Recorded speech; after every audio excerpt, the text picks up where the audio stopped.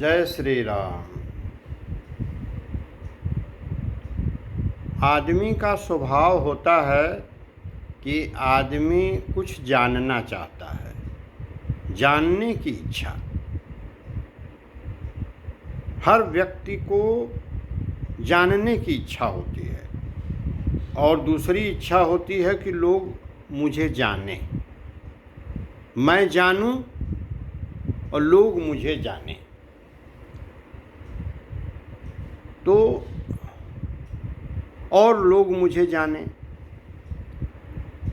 तो ये जो जानने की इच्छा है ये क्यों है? इसलिए कि वास्तव में मनुष्य ज्ञान स्वरूप है, इसलिए ज्ञान की पिपासा होना स्वाभाविक है।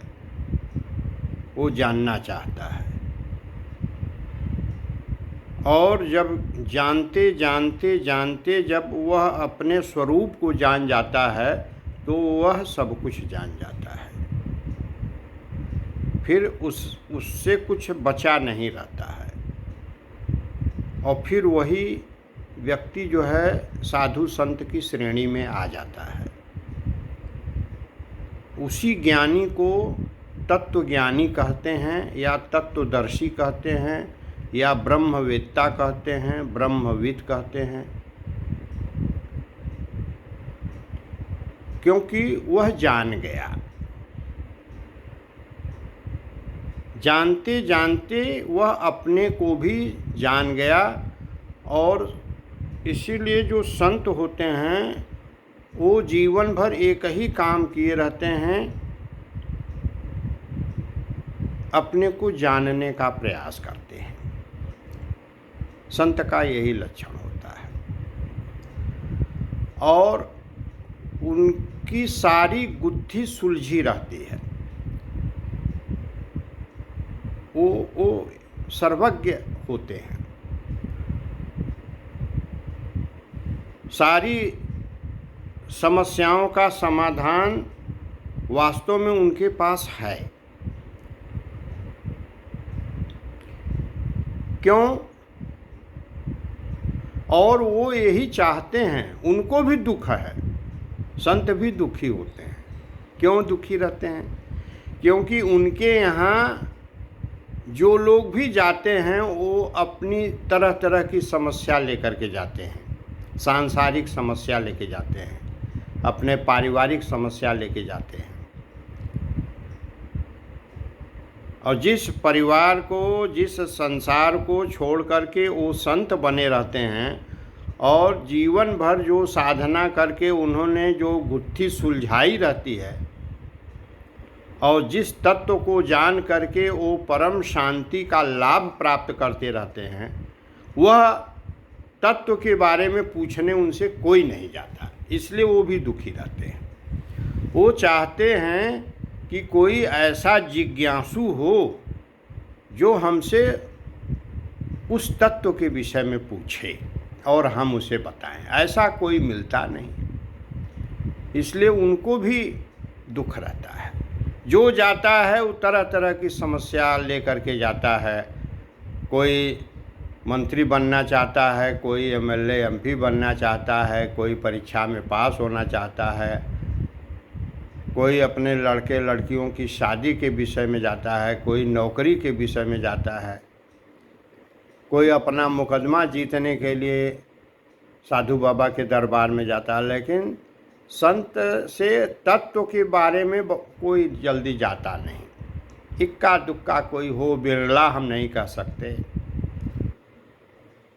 और वो हमेशा ये चाहते हैं कि कोई ऐसा हो जो आवे मुझसे ये पूछे और दिल से उस चीज़ को जानना चाहे, तो उनको बड़ी खुशी होती है। उस विषय को बताने में, समझाने में उनको बड़ा आनंद आता है। तो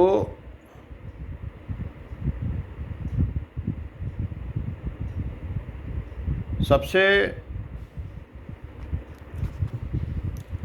लेकिन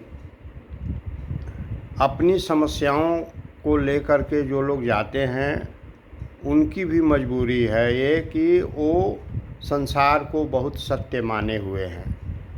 वो जानते हैं कि ये दुनिया नाम की चीज़ है और यही संसार में हमको ये करना चाहिए, वो करना चाहिए।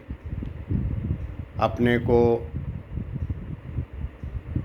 कुछ का कुछ समझे हुए हैं, संसार को सच समझे हुए हैं।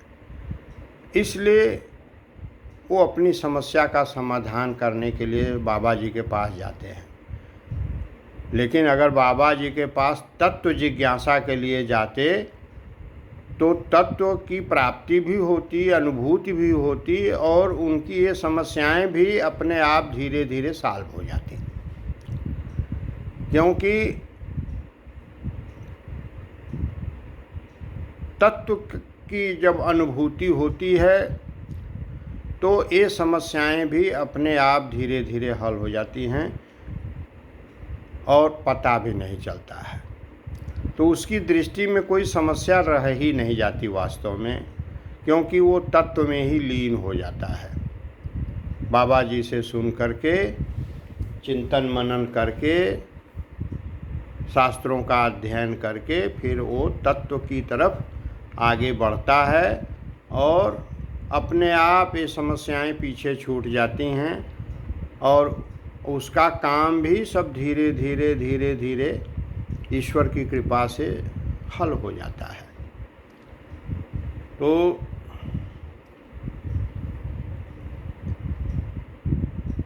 इसलिए साधु संतों के पास जब भी जाए तो उनसे तत्व की बात जानना चाहे और सांसारिक समस्या लेकर के न जाए, कोशिश यही करें।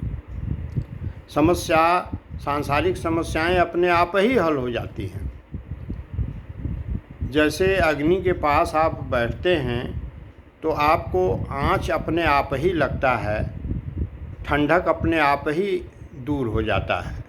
उसी प्रकार से जो संत पुरुष हैं, जिनको तत्व की अनुभूति हो चुकी है, जो तत्वनिष्ठ हैं, उनके सानिध्य में जाने से समस्याएं अपने आप हल हो जाती हैं और उसको शांति भी मिल जाती है। संत दरस जिमि पातक टरई, संत के दर्शन से पाप नष्ट हो जाते हैं और समस्याओं का समाधान स्वतः हो जाता है।